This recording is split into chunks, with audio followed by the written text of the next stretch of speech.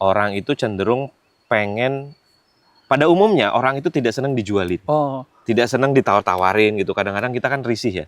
Nah, orang itu senang ketika diceritakan sesuatu, relate, terus menyelesaikan masalahnya. Bahasa saya, mending punya 1000 pelanggan daripada 100.000 orang yang hanya datang satu kali. Padahal ini nasi uduk yang kayaknya biasa aja, kayaknya ya. Ya. Tapi, apa yang membuat orang itu mau datang? Rasa kangen mereka terhadap, dan makanya boleh dilihat di review di story-nya kita. Banyak ternyata yang kangen nasi uduk Betawi ini. Dan di Jogja hampir nggak ada nasi uduk Betawi yang otentik. Kebetulan orang tua ini kan PNS ya. Ayah saya TNI gitu kan, ibu saya ngajar. Anaknya tuh pengen jadi penerus lah. Wah. Gitu kan. Cuman anaknya yang soleh ini gitu kan. Namanya Mas Revo. Kayaknya nggak cocok gitu loh. Sampai akhirnya saya memutuskan untuk memasang persing-persing yang banyak. Waduh. Membuat tato-tato. Tapi punya nggak tato di dalam ini? Tato-tato.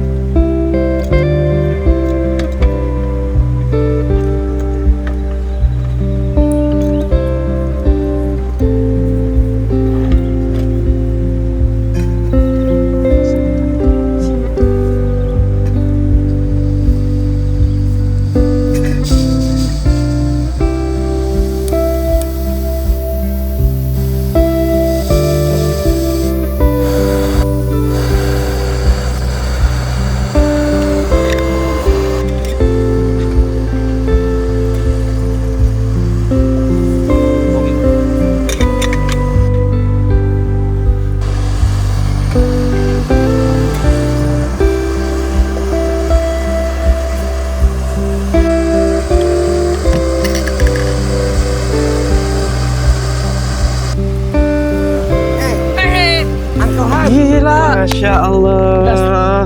Nggak sadar ya bisa ketemu di sini. Ngapain di sini? Mas Revo. Mas Sana itu punya banyak ide bisnis. Nah ini saatnya saya bertanya pada pakar konsultan F&B paling viral di Jogja. Gokil sih. Nah tapi saya di sini lagi biasalah ngadem dan ngopi. Ngopi ya. Lelaki cocok. Tanpa kopi Nothing. itu nothing. Kan, gitu. Jadi kita harus ngopi. Gitu. Siap. Berarti kita ikut kopi-kopi kita ya. Sambil ngobrol sambil ngopi ya Mas ya. Mantap. Nah, jadi itu kami itu punya prinsip. Saya punya prinsip bahwa urusan duniawi jangan sampai menghalangi kita dari ngopi-ngopi. Nah, itu dia. Nah, jadi kali ini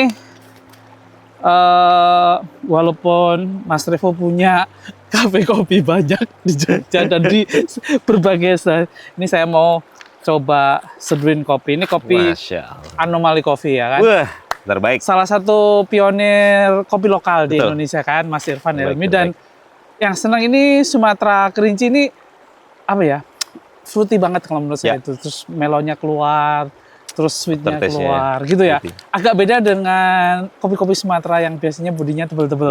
Ya, pasti sudah tahu dong ya. Keren. Nah, kita nanti sambil ngobrol, sambil nanya-nanya nih Mas. Siap. Karena sekarang saya lihat kok hampir semua orang itu pada terjun di bisnis kuliner dan coffee shop kan gitu ya.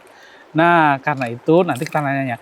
Tapi sebelum itu mungkin banyak teman-teman Gen Z di sini yang belum terlalu kenal sama orang yang viral di Jogja. Yang sudah membuat banyak kehebohan di bisnis kuliner.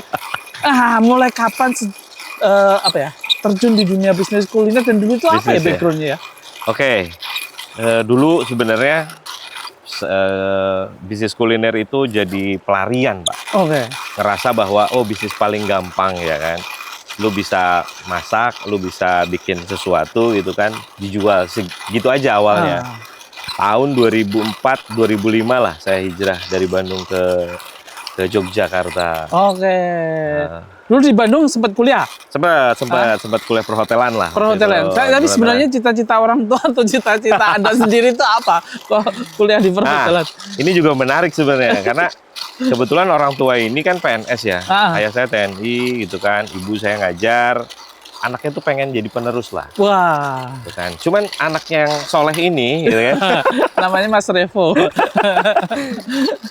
Kayaknya nggak cocok gitu loh kan, harus bangun pagi-pagi pakai pakaian ketat gitu kan. Ya, Dulu didaftarkan seragam gitu kan. Dulu didaftarin ke STPDN. Oke. Sampai akhirnya saya memutuskan untuk memasang persing-persing yang banyak. Waduh. Membuat tato-tato. Tapi punya nggak tato di dalam ini? Tato-tato dan di segala dada macam sini yang punya. harusnya. Yang sampai akhirnya itu bikin orang tua marah. Oke. Tapi semua pasti ada hikmahnya ya kan? Ya, betul. Akhirnya sebagai pelarian tadi, udah lalu terserah mau kuliah apa, mau sekolah apa. Mencoba kuliah di perhotelan. Meskipun yo gak lulus. Kan lulus juga. Jadi udah tidak taat sama orang tua, gak lulus juga. Masya Allah lah itulah. Aduh. Terus. Nah, dari NHI. Terus abis itu baru kita coba berpikir gitu kan. Sebenarnya gue mau ngapain ya gitu kan. Akhirnya waktu itu kita flight ke Bali, Pak. Oke. Di Bali itu kita ketemu banyak teman-teman lah, banyak orang berdiskusi dan segala macam yang akhirnya sedikit waktu itu saya merasa bahwa dibukakan pikirannya lah. Oke. Udah ngapain lu sekolah tinggi-tinggi, yang penting nyari duit. Nah, dari situ tuh mulai udah nyari duit di sana, terus akhirnya move lah ke Jogja tanpa ada plan persiapan apapun. Sendirian saya, Pak. Tapi kebetulan ada om saya waktu itu di sini. Tapi saya cuma ngeplan bahwa saya pasti bisa melakukan sesuatu di Jogja. Nah, gimana ceritanya NHI tidak lulus, terus kemudian sempat viral lah ya, punya banyak brand kuliner kan gitu ya. Sampai punya berapa brand kuliner waktu itu? Sekarang apa waktu itu, Pak? Waktu itu, Pak, soal. Waktu itu sih mungkin belum banyak ya, 3-4 brand aja. 3-4 brand, tapi cabangnya di mana-mana ya? ada beberapa. Ya. Ada. Terus kalau sekarang ini berapa brand? Sekarang kalau ngomongin brand dari awal mungkin bisa puluhan brand, Pak. Puluhan brand. Saya punya satu holding namanya Hidup Mapan. Oke, Hidup Mapan Group itu. Enak bener ya. Nama holdingnya. Doa. Amin. Jadi sebenarnya hidup itu yang penting mapan ya kan, cukup gitu kan. Nah di situ ada beberapa brand kuliner gitu kan, dari hulu ke hilir. Bahkan kita punya satu waktu itu floatingnya sebagai farm lah. Oke. Kebun-kebun kecil. Kebun-kebun bisnis kuliner. Sayuran dan lain sebagainya untuk bisa support di beberapa bisnis kuliner kita gitu kan.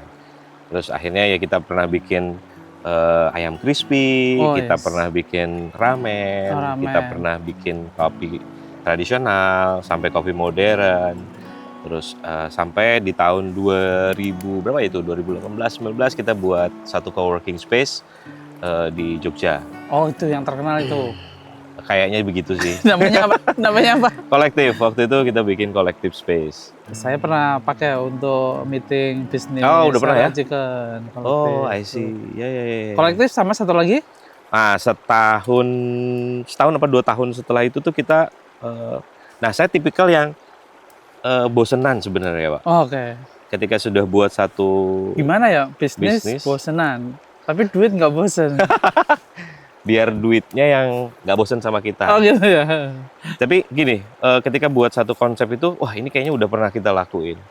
Terus nggak ada challenging lagi gitu kan. Meskipun mungkin sebenarnya banyak challenging baru, tapi saya selalu berpikir bahwa wah saya harus buat sesuatu yang baru nih. Gitu.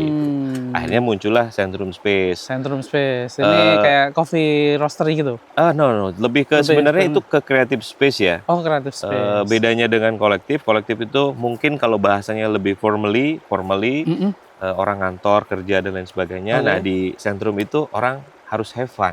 Oh, harus have fun. Harus kita buat event musik, kita buat event kreatif, semua ada di Sentrum. Meskipun di dalamnya itu ada beberapa tenan-tenan juga.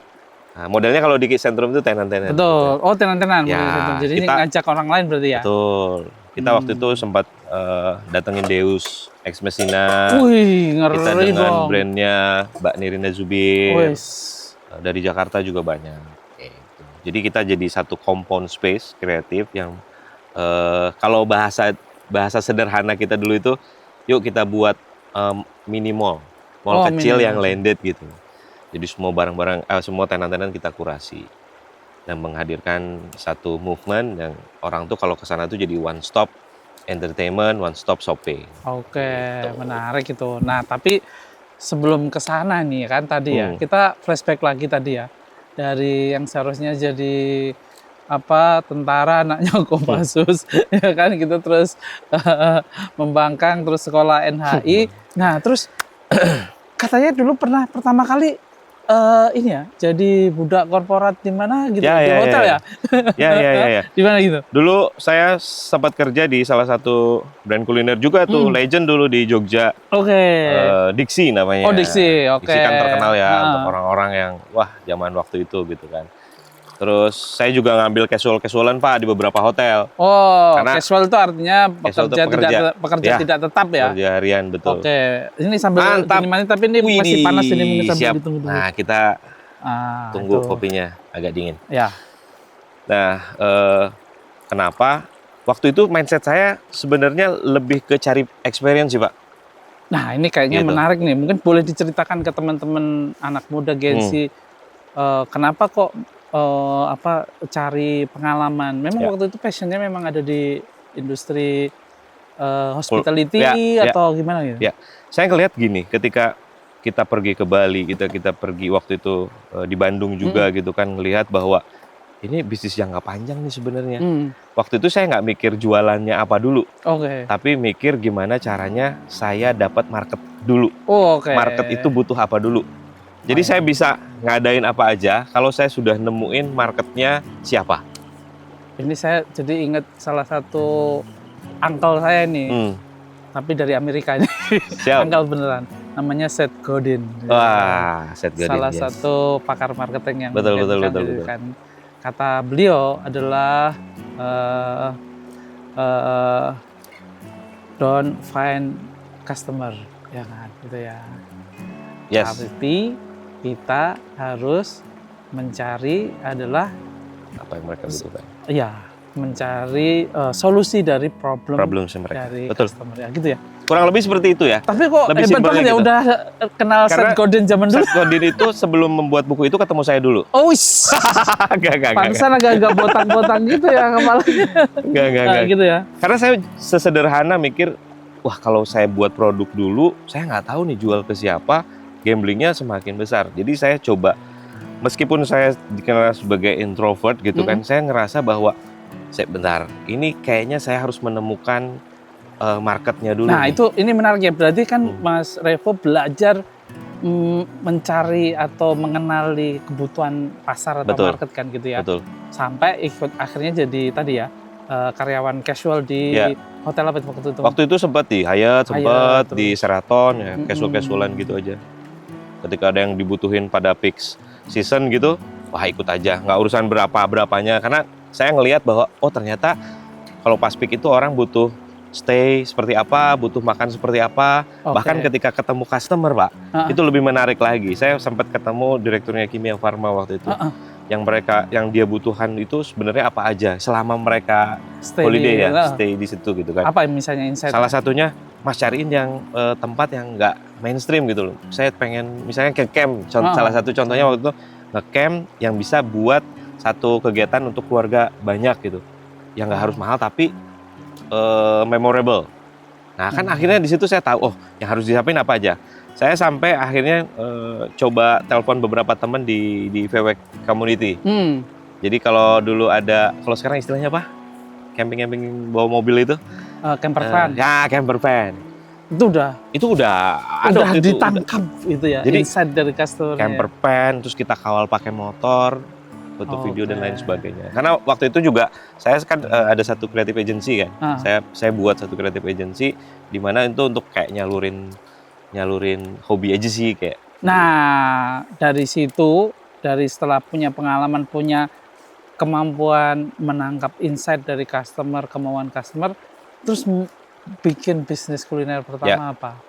Bisnis kuliner pertama sampai di Jogja itu bikin burjo, Warmindo. Warmindo, bubur kacang hijau. Ya, Warmindo. Oh, ya. Literally Warmindo yang nggak dianeh-anehin, Warmindo pada umumnya gitu kan. Warmindo. Kenapa? Karena kita ngelihat bahwa Jogja kota mahasiswa butuh makan yang murah-murah. Lagi-lagi membaca insight dari customer. Warmindo. Waktu itu sampai omsetnya sehari masih kecil waktu itu, mungkin sekitar 1 juta, 1,5 juta. Berarti sebulan lumayan loh, sebulan 45 juta ya? Ngitungin duit orangnya itu enak ya? Enak banget ya Pak. 45 juta. Dan Warmindo, aduh, net profitnya kayaknya di atas 30% ya. Wang Sinawang. Wang Sinawang. Wang Sinawang itu artinya apa ya? Dejavu. Bukan. Wang Sinawang artinya adalah rumput tetangga selalu kelihatan lebih. Betul. Gitu ya. Nah, tapi kan waktu itu ada semacam kayak menemukan satu diferensiasi apa gitu ya di Burjo. Oke, sebenarnya karena saya ngelihat bahwa market di situ anak muda, mahasiswa gitu kan, dan waktu itu pun saya masih bekerja Pak di Diksi itu. Saya ngelihat bahwa cara bikin katsu itu gimana ya, cara bikin chicken pop itu kayak gimana ya gitu kan. Saya belajar dan saya coba combine. Jadi warung Burjo, Warmindo ditambah katsu. Ada katsunya. Ada topping-topping. Ada topping-topping. Kayaknya baru pertama kali ya. Zaman itu. Kalau sekarang kan udah banyak ya. Kalau zaman itu ya kan gitu ya. Nah ini menariknya adalah gimana tips dari, misalnya kasih 3 tips Mas. Kan karena Mas Revo sekarang udah bukan Gen Z lagi ya. Gimana waktu zaman waktu zaman Gen Z itu gimana tetap bisa tumbuh, belajar tapi sambil memulai bisnis? Oke. Saya ya tadi mungkin karena karakter bosenan itu, jadi saya mencoba untuk selalu curious Pak. Nomor 1 selalu begitu. Jaga curious. Keingintahuan. Betul. Karena di mana kita melihat satu peluang ya. Ya kita ngelihat sekarang lebih mudah, ada sosial media, TikTok. Selalu curious di TikTok kenapa bisa orang bisa jualan snack yang kemasan biasa tapi bisa miliaran. Nah, itu harus kita jaga tuh. Sampai kita cari tahu gimana caranya. Kalau perlu kita datengin orangnya. Terus yang kedua, actionnya itu jangan ditunda. Nah ini tadi. Jadi momentum itu tidak datang 2 kali. Jadi harus kalau udah punya niat, plan, betul, harus segera pengen. Bahkan mungkin kita ngobrol kayak gini, kita lagi ngobrolin konsep kopi dan lain sebagainya, ide dan lain sebagainya, kita nggak eksekusi, besok udah ada orang yang eksekusi. Karena yang mikir begitu tuh juga mungkin banyak. Apalagi sekarang zaman internet. Apalagi sekarang zaman internet, zaman sosial media gitu kan. Jadi pastikan bahwa ketika kita punya ide apapun, nggak usah kebanyakan validasi sama orang, action dulu aja. Itu yang kedua. Yang ketiga? Nah yang ketiga, menjaga konsistensi dan integritas. Ini yang mungkin nggak gampang, tapi ini modal paling penting menurut saya. Ketika kita bisa terus menjaga konsistensi, itu tidak harus selalu begini terus kok. Kadang-kadang mungkin ada beloknya, tapi bagaimana kita bisa kembali ke track. Nah tadi udah ya. Dari bisnis tadi tips buat Gen Z tadi kan, terus bikin bisnis apa lagi setelah Warmindo? Warmindo, terus waktu itu saya ikut sama saudara saya itu bikin iga bakar Jogja, warung iga bakar Jogja. Dan viral di Jogja itu sempat ya lumayan, sempat banyak. Investornya kayaknya ada orang-orang besar di balik perusahaan rokok. Betul. Wah, tahu juga ya angkatannya. Sampai di mana ya? Kota apa aja? Palembang. Waktu itu sempat di Bekasi ada banyak, Bandung, terakhir di Palembang. Palembang tapi dengan brand yang berbeda waktu itu. Tahun 2008, kurang lebih itu. Nah, itu dijual franchise-nya harga berapa? Sempat sampai 600 juta. Padahal usia berapa? Waktu itu saya 20-an. Saya waktu pertama baru mau nikah itu. Usia 20 ya? 24 lah. Usia 20, tapi ini udah jualan franchise 600 juta, kemitraan 600 juta dan kayaknya lebih dari 9 ya? Lebih. Itu ngeri kan? itu prestasi waktu itu rasanya kayak apa? Rasanya saya ngerasa bahwa itu bukan kerja saya sendiri ya waktu itu ya, tapi ngelihat bahwa wah makin curious lagi, ternyata orang yang punya duit banyak itu juga banyak gitu. Oke. Kan gitu. Bagaimana kita buat value. Sekarang kalau ngomongin waktu saat itu ya, ngomongin iga bakar. Ya kan banyak Pak yang jual iga bakar. Tapi waktu itu dikasih branding iga bakar Jogja. Iga bakar Jogja. Kok laku? Kok laku kan ya, gitu. Kenapa? Apa mungkin? Salah satunya kalimat sederhananya. Orang yang paling berpengaruh di sini ya terus tentu saudara saya yang menciptakan produknya gitu kan. Kita cuman hanya membuat satu experience Pak. Kalau yang biasanya mungkin iga bakar ya disajikan selesai dimakan. Kalau di sana iga bakar ada sambalnya harus ngeracik sendiri dulu, ada kuahnya harus mau tingkat kepedasan dan lain sebagainya pilih, ada pilihan iga bakar mau yang besar, mau yang kecil, sedang, mau yang cut size, itu kita coba hadirkan di situ. Tapi padahal waktu jualan pertama sempat mau putus asa ya? Laku berapa ya? Iya. Itu hari pertama saya masih ingat, itu kalau nggak salah 250 ribuan. Padahal warung udah di set kayak untuk banyak pengunjung gitu kan. Wah ini pede nih, karena ini iga bakar terenak lah waktu itu kita ngerasa bahwa maklenyi terus maklenyi nih 250 ribu sehari kayak apa ini gitu kan.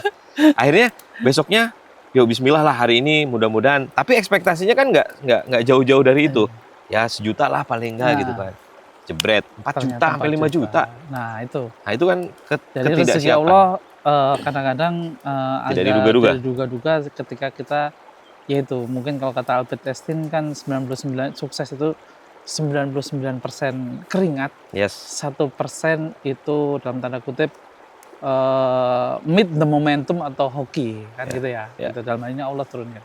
Betul. Kan gitu. Nah, kalau ngomongin suksesnya tadi, sebenarnya kan Mas Revo itu terkenal pebisnis kuliner yang punya framework khusus gitu kayaknya. Apa itu Mas framework? Aduh, nggak ada sebenarnya. Sambil ngopi Mas biar agak pahit dikit hidupnya. Mantap. Kayaknya hidupnya kok manis banget gitu kan. Mau pergi kemana aja bisa ya. Wah ini kopinya manis malah ini. Saking pahitnya ya. Saking pahitnya. Gitu sama manis. Framework khusus sebenarnya mungkin nggak ada ya. Jadi pada umumnya aja kalau ngomongin framework bisnis, kita selalu pakai 4P misalnya. 4P itu apa? Ada product, place, promotion, sama price gitu kan pada umumnya. Cuman di akhir-akhir ini saya tambahin P terakhir. P itu apa? People. People itu lebih kepada karyawan atau stakeholder? Betul, keduanya. Jadi kita buat bagaimana meng-create SDM kita supaya sesuai dengan goals-nya kita, dan juga bagaimana meng-create fanbase kalau bahasa anak sekarang. Wah, ini kayaknya menarik nih kalau ngomongin fanbase ini. Karena Mas Revo itu terkenal dengan fanbase-nya yang cantik-cantik.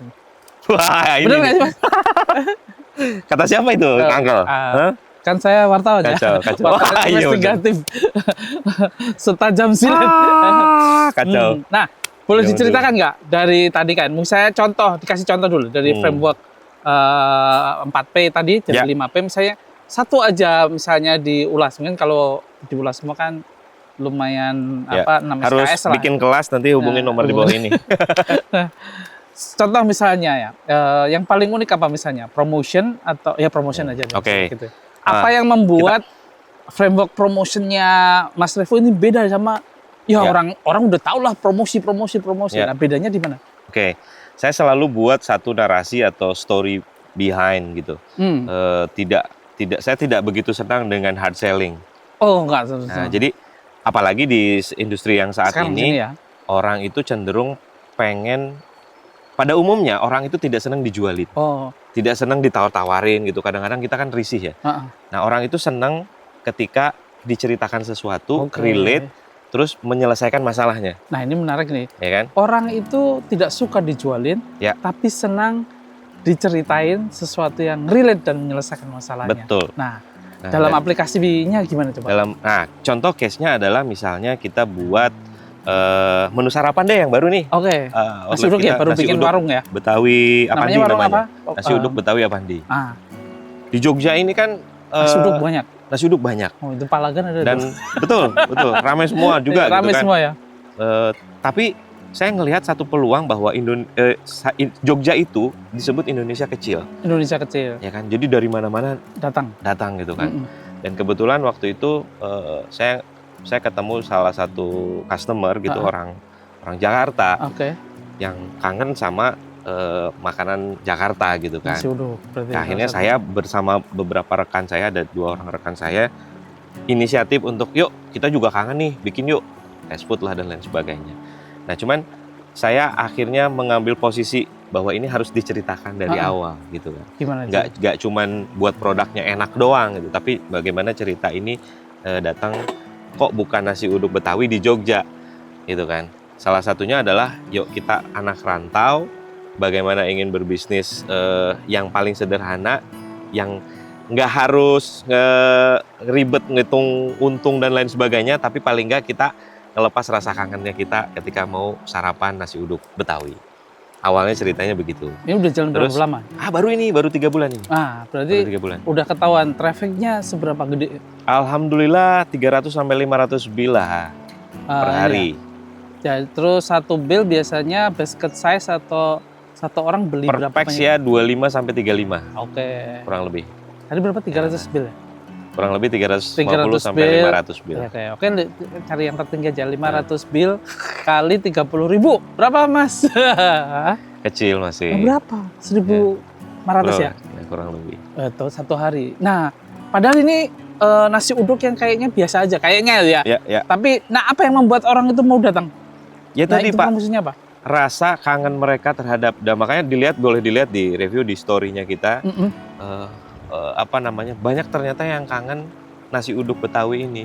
Dan di Jogja hampir nggak ada nasi uduk Betawi yang otentik. Oke, jadi kita ngelihat, wah ada potensi nih. Games yang atau produk yang baru, tidak nasi uduk pada umumnya yang ada di Jogja. Apa sih bedanya? Nasi uduk kita disiram dengan sambal kacang. Sambal kacang. Kerupuknya khusus. Kerupuk obor waktu itu, warna orange dari Kakap. Terus ada soun sama orek tempe. Kan gitu. Yang nggak kalahnya, mereka kangen makanan-makanan pendampingnya. Ada bala-bala, sama ada lontong oncom. Nggak ada yang jual sama sekali. Kalau lontong oncom sama bala-bala kayaknya emang nggak ada ya. Nah, terus gimana itu promotionnya sehingga orang lain pada tahu? Pertama, mungkin kita buat konten. Itu selalu kita lakukan ya. Viral. Pertama buat konten, terus akhirnya coba kita. Saya tidak akan berharap viral dulu waktu itu, karena menurut saya viral dan sustainability itu sesuatu yang harus dipikirkan secara matang. Nah, ini salah satu yang sebenarnya dari tadi mau saya tanyain kan. Dulu kayaknya banyak pebisnis yang selalu penting banget itu bahwa bisnis itu harus viral. Gimana, Mas? Yo, mungkin bagi sebagian orang iya, dan kebanyakan orang ya harus viral dulu itu iya. Tapi bahasa viral menurut saya, ketika viral hanya sesaat, it's nothing, Pak.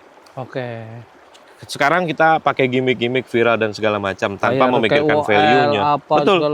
Macam-macam lah caranya gitu kan. Tapi tidak memikirkan value dan sustainability-nya. Buat apa? Atau bahasa anak sekarang mungkin hit and run business gitu kan. Bagi saya, ya itu bukan masalah salah dan benar, tapi itu the way of business kan. The way of business. The way of business-nya mau ambil yang mana gitu. Kalau cuma sekedar mencari duit cepat, mungkin bisa pakai cara itu. Tapi biasanya nggak sustain ya. Jadi kalau viral, terus tapi kemudian kita tidak berhasil mendeliver atau memberikan value-nya, kan gitu ya. Betul. Nah, itu pasti orang akan akhirnya flop ya. Yes. Nggak puas dari segala bahasa saya gini. Gitu. Jadi tadi perlu value, viral tuh, dan itu perlu ya. Value perlu. Bahasa saya, mending punya 1000 pelanggan. Daripada 100.000 orang yang hanya datang satu kali. Seperti kayak yang viral di Bandung itu Odading Mang. Oh ya, dulu Odading Mang Oleh apa ya? Iya, Odading Mang Oleh kan gitu. Seperti Iron Man gitu. Betul. Viral terus tapi sekarang hilang gitu aja ya. Yes. Gitu ya. Banyak fenomena yang terakhir juga. Nah, ini ngomong soal viral-viralan ya, dan soal itu ya. Kan banyak orang sekarang, banyak juga karena viral-viral itu banyak influencer atau kemudian juga ada food blogger dan segala macam yang kayak gitu yang karena dia viral terus kemudian dia bikin bisnis gitu ya. Oh, I see. Tapi mungkin bisnisnya kalau zaman dulu istilahnya adalah bisnis artis kalau zaman dulu. Kalau zaman sekarang, kalau zaman sekarang itu istilahnya kayak bisnisnya influencer kan gitu kan. Nah, gimana menurut Mas? Dalam konteks apa? Kalau ngomongin sah ya sah-sah aja gitu kan. Karena satu dia punya modal audience capital. Audience capitalnya begitu besar gitu kan. Sayang nih kalau misalnya udah punya market, gitu ya. Udah punya captive market harus dimonetize gitu kan. Menurut saya itu ya modalnya dia. Nah, yang mungkin disayangkan adalah produknya tidak sesuai dengan ekspektasi. Nah, itu. Sometimes kan begitu. Kadang-kadang kan mereka juga tidak ini ya. Kok kue artis, boleh sebut nama nggak ya ini? Ya. Kue artis, cake Princess Syahrini gitu ya. Misalnya. Mana ya? Kan gitu misalnya kayak gitu ya. Contohnya seperti itu. Betul. Nah, value-nya adalah gini Pak. Saya selalu melihat itu adalah satu keuntungan ya, benefit yang dimana orang itu, apalagi marketnya kita ini, lebih senang dengan kedekatan seorang sosok. Sosok ya, tokoh. Role model gitu ibaratnya. Ketika dekat dengan itu mau dikasih makan apa aja kayaknya berasa enak gitu kan. Nah itu kan benefit ya. Nah cuman kalau saya ada di posisi itu, misalnya saya ada di posisi selebgram gitu kan, saya akan ngeriset produk dengan proper sih. Lebih serius ya. Lebih serius. Jadi nggak sekadar, oh ya udah ini gue ditawarin bisnis ini gue jalan, gue tawarin bisnis gitu. Yang terakhir kan misalnya jualan donat, yang ada jualan artis jualan donat harganya 200.000 gitu kan. Laku nggak? Laku karena ya bahasa sekarang FOMO lah. 200.000. Meskipun ya produknya kayak gitu ibarat kata. Donat 200.000. Coba kalau misalnya donatnya dibuat lebih proper, maka saya yakin lah secara teknis akan lebih panjang umurnya gitu. Nah, ngomongin soal yang viral-viral tadi kan gitu kan, termasuk yang influencer itu di Jogja ini kan banyak bisnis yang viral terus kemudian kayak tenggelam gitu. Kayak mungkin salah satunya misalnya dulu kita kenal Sesapi, asalnya dari mana ya viralnya? Kupang. Dari Kupang, tapi kan nggak dari Kupang kan? Ya aslinya kan sana aslinya, kan? Tapi kan viralnya dari Jogja kan? Ya betul. Nah terus sekarang hilang gitu. Nah itu apa yang membuat sehingga sesuatu yang viral itu kok tidak sustain gitu ya? Betul. Ini nggak usah nyebut brand ya? Oke. Oh nggak usah ya? Tadi mau iya mau ya? Enggak. Oke. Jadi kalau ngomongin kenapa yang viral itu jadi tenggelam, kan intinya begitu ya? Yang pertama ya itu tadi, dia hanya, kalau bahasa saya gini, over branding under value. Over branding under value. Terus aja kayak digembar-gemborkan, tapi tidak atau lupa memikirkan value di dalamnya. Apa aja? Ya produknya, ya pelayanannya, ya mungkin harganya atau price tadi, ya positioningnya. Itu kan mereka akan jadi lupa. Terus gimana caranya bakar duit, gembar-gembor gitu. Viral saat itu karena di semua platform mungkin algoritmanya muncul terus. Muncul terus. Nah. Semua orang jadi aware terhadap kontennya gitu kan. Dan mungkin curious juga, penasaran, pengen nyoba. Tapi sekali nyoba selesai. Mungkin. Ada yang cocok ya terus gitu kan. Tapi sampai sejauh mana kalau misalnya produknya tidak dijaga, pelayanan tidak dijaga, bisnis cash flow-nya tidak dijaga, ya nah kalau juga. Ngomongin yang tadi ya, ini kan banyak tadi influencer yang viral. Kayak industri F&B itu tumbuh terus bener ya? Terus terutama di Jogja kayak rame banget gitu ya? Betul. Nah pertanyaannya itu, ini ada pertanyaan yang menggoda, yaitu orang menganggap bahwa banyak coffee shop atau bisnis kuliner di Jogja itu sebenarnya money laundering. Iya. Well, bener nggak ya Mas? Kan pasti banyak bergaul di dunia gelap kan? Waduh, langsung tepi sungai ini. Iya, tepi sungai kan gitu ya. Pertanyaannya adalah apakah money laundry digunakan untuk ada berapa? Ada cukup banyak nggak fenomena itu dulu? Di disclaimer Jogja? Disclaimer ini menurut pandangan kami ya sebagai pelaku bisnis. Kenapa juga akhirnya kami coba sedikit mempelajari ini karena ini sejujurnya bisa merusak ekosistem bisnis kami gitu kan. Tapi banyak berarti coffee shop yang ya banyak meskipun mungkin belum dominan ya. Jangan sampai juga jadi dominan gitu kan. Apa cirinya? Ini 3 ciri coffee shop yang biasanya diduga, nih pakai kata diduga. Betul, diduga. Merupakan bisnis laundry. 1. Diduga. 1, warungnya sepi tapi cabangnya banyak. Warungnya sepi, cabangnya banyak. Berarti masif bukan itu. 2. Masif banget. Kedua, produknya biasa aja. Tapi banyak konten yang bilang ini oke. Banyak konten yang bilang wah ini oke dan segala macam. 3. Nah, yang ketiga, outletnya biasanya nggak jelek. Jadi lumayan keren gitu ya. Keren, bagus-bagus yang kita ngeliat, ini modalnya kalau misalnya satu outlet ini bisa jadi 10 warung nasi uduk misalnya. Yang mana yang jelas nasi uduk itu lebih monetize misalnya kayak gitu. Gitu, Uncle. Terus warungnya sepi tapi bertahan lama gitu ya. Bertahan lama. Yang keempat ya. Serius. Gitu ya? Itu juga iya. Jadi Mas Revo pernah ditawarin berarti ya? Jujur tahun berapa itu waktu ada acara satu forum kewirausahaan di satu kota gitu ya di Jawa Timur. Saya sempat tiba-tiba didatengin gitu sama salah satu asisten lah, mungkin boleh dibilang kayak gitu. Mas, asisten pejabat tuh. Mas pengen ngobrol nih gitu kan. Bapak akhirnya kita diajak ke satu coffee shop. Terus ngobrol lah di situ dan ngobrolnya nggak lama sebentar, tapi dia sudah mengenal saya kayaknya sudah lama gitu. Jadi kayak di profiling gitu kan. Sekian. Loh, kok tahu Mas gini-gini? Oh yaudah, Bapak cuma pengen bisnis ini. Terus dia nyodorin lah semacam propose. Kan biasanya yang nyodorin propose itu kan kita. Iya, ini malah investor. Kita ditawarin propose, Mas bisnis kayak gini ya, nanti modalnya sekian, Mas tinggal jalanin aja jadi profile di depan. Mau nggak? Loh, gimana ini konsepnya? Saya bilang, ya tinggal jalanin aja. Terus waktu itu saya telepon istri. Waktu itu saya coba telepon dan nggak usah aneh-aneh lah dan segala macam. Karena jujur agak skeptis juga karena di satu itu dia kayak sudah mengenal saya lama, terus mau ngasih itu kayak gampang banget gitu loh. Di depan itu kayaknya udah ada koper ya seriously. Koper isi berapa? Wah, itu kayaknya ratusan juta lah. Ratusan juta udah ya. Terus ada mobil juga. Ya soal kendaraan itu gampang lah. Soal operasional dan segala macam. Yang penting jadi depan bahwa ini bisnis lu jalanin gitu doang. Oh gitu ya. Nah itu salah satu fenomena teman-temannya tentang money laundering ya. Ada nggak? Ada. Oke. Nah, jadi ngomongin yang macam-macam. Nah, sekarang kita ngomongin di bisnis terakhirnya sekarang, Mas Revo itu kan ada semua berbasis salah satunya tadi dari 5P, terus salah satunya adalah fanbase gitu ya. Nah, boleh nggak diceritain misalnya fanbase dengan yang membuat bisnis sekarang itu berkembang, misalnya kayak gimana di kolektif misalnya kolektif misalnya. Oke. Di kolektif itu kita punya captive market. Kalau awal pertama kali itu kita menjaring banyak startup. Startup itu gimana caranya ngantor di tempat kita. Oke. Terus dari situ otomatis kita udah punya captive market. Satu startup itu kan bisa sampai 20-30 orang. Oke. Kantor di tempat kita, jajan otomatis di tempat itu kita. Itu dikasih apa? Promo, diskon? Ya, biasanya kita kasih special privilege gitu kan. Special price di awal gitu kan.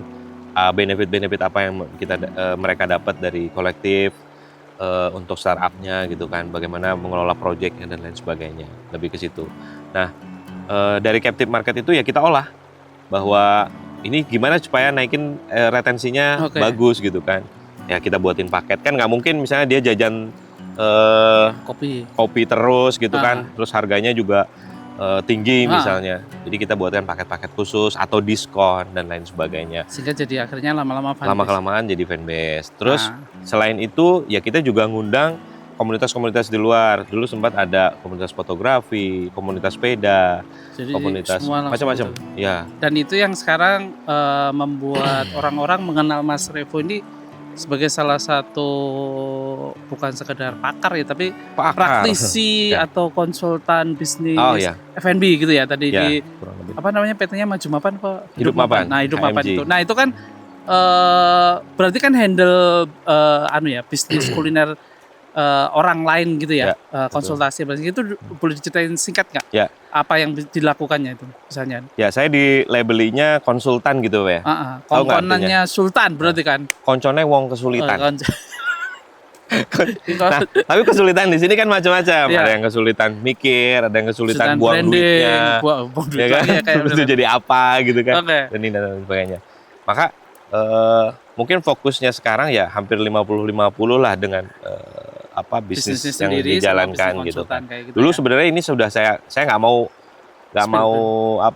jadi konsultanan lah, tapi lambat laun bayarannya kayaknya lebih dari ada yang model sirkah gitu ya, bagi hasil. Ada Tapi ada yang putus ya? Ada yang as a profesional putus ya. itu minimal berapa ya? Aduh, itu ya. Berapa digit gitu ya enggak ya? Aduh. Ya. Atau saya tebak aja ya atau enggak gitu ya. Kita ini kayak film saya tunjukin itu invoice gitu. Katanya ini teman-teman, katanya itu ratusan juta. Ya, kurang lebih lah. Kurang lebih. Untuk setup. Dan banyak bisnis yang di luar sana udah sukses. Yes. Nah, ini sebagai masih ada satu penutup lagi. Kalau tadi fanbase ya, fanbase itu tadi kan ini kan gaya Mas Revo sekarang. Dulu Mas Revo kan terkenal dengan jago datengin traffic di sebuah kafe, ya kan gitu kan.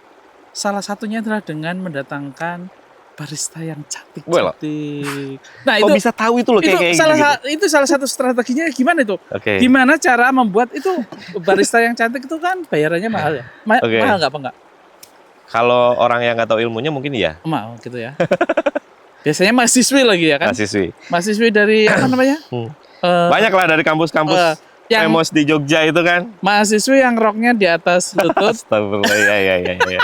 Tapi itu zaman dulu ya. Zaman dulu. Tapi itu it's work ya, kan gitu ya. Kan gitu ya. Ya kita bahasanya bagaimana mengeksploitasi mereka untuk jadi membuat traffic itu. Jadi contohnya di kafe apa misalnya? Dulu ada satu coffee shop, bahkan mungkin kalau yang sekarang mungkin di Sturan ada Hypo Coffee. Dulu ya kita pakai strategi ini, tapi sekarang kan sebenarnya ini bisa jadi relevan, bisa juga enggak gitu. Tapi kalau dulu literally benar-benar ya kita hadirkan mereka itu untuk mengundang garangan-garangan sebenarnya. Istilahnya garangan banget ya. Jadi ketika ada barista, kita profiling, kita kontenin, mereka kan wah itu baristanya cantik, wajar lah pada umumnya. Cuman gitu ya itu value-nya hanya sebatas itu.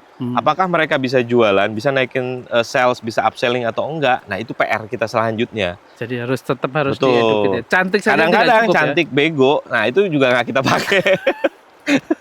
Gimana caranya kita nyari cantik ya pinter gitu. Nah sebagai penutup nih, mungkin buat nasihat teman-teman yang mau bisnisnya, kasih saran 5 kesalahan pebisnis F&B pemula. 5 kesalahan pebisnis yang baru memulai. Ya, yang lama juga nggak apa sih.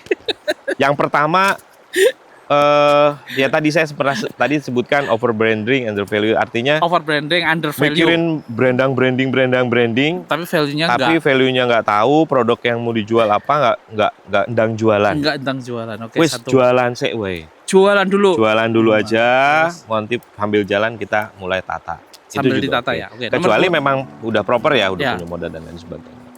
Terus yang kedua mungkin belajar menghitung modal dan cost. Itu kadang-kadang juga, yowis asal jalan tuh ya bukan berarti tidak ngitung cost. Bisnis hancur ketika costing kita tidak dijaga. Iya betul. Cash flow kita, ambiar gitu kan, maka ya bisnisnya singkat jadinya. Nah, kita harus gimana? Gabung semua. Betul, itu kadang-kadang kita ngerasa punya duit, ini padahal duit perusahaan, kita pakai buat foya-foya atau buat jajan. Gitu kan. Terus yang ketiga, ya tadi selalu biasakan untuk selalu intens dengan atau relevan dengan situasi saat ini. Sosial media misalnya. Ya udah saya dulu anti TikTok misalnya. Tapi mau gimana lagi TikTok itu jadi market indicator gitu kan. Oh ini saya harus belajar. Nah curiosity kita juga dijaga di situ. Gimana caranya nih? Dan benar banget itu jualan snack di marketplace dan TikTok itu di Indonesia itu nilainya 37 triliun sebulan. Masya Allah. Sebulan itu? Sebulan. Gila. Ini data bocoran dari betul. saya yang lain di. Masya Allah. Nah yang keempat gini, kita pikirkan bahwa bisnis kita ini untuk jangka panjang. Maka struktur-struktur yang harus disiapkan itu kita pikirkan dari awal, bukan hanya masalah branding tadi, tapi bagaimana sebenarnya ngatur ini supaya bisa scale up. Atau bahasa sekarang scale up atau marketing blitz lah, atau bahasa kerennya gitu kan. Itu harus dipikirkan dari mungkin awal kita. Oh ini kira-kira saya jualan nasi uduk ini bisa diduplikasi jadi 100.000 bisa nggak gitu kan. Nah itu coba mungkin dipikirkan. Dreams itu harus ada dari awal supaya jadi power. Yang kelima action udah. Nggak usah mbak bibu, satset, bat-bat, gas. teman-teman semua. Yang kelima ini yang penting.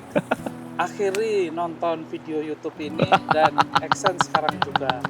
Dan sampai ketemu lagi di acara Angkelhan Podcast berikutnya. Luar biasa. Dan kasih komen di mana saya harus ngopi dan bersama pakar atau praktisi mana lagi dan kopinya apa. Ya, gitu. Siap. Nanti kita cobain kopi dari Mas Revo dari ke kolektif boleh, kolektif ke Hippo boleh. Ya. Sip.